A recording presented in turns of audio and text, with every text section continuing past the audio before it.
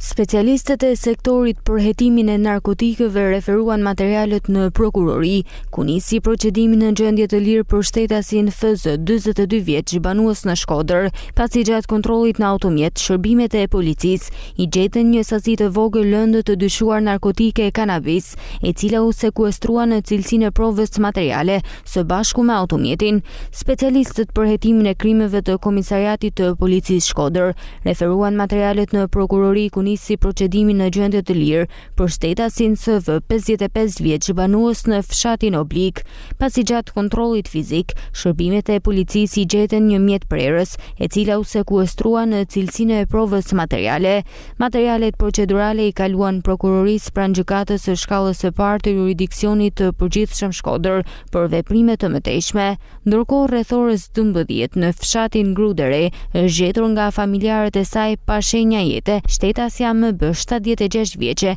e cila dyshohet se ka varur veten në oborrin e banesës së saj. Grupi hetimor po punon për sqarimin e rrethanave të rastit.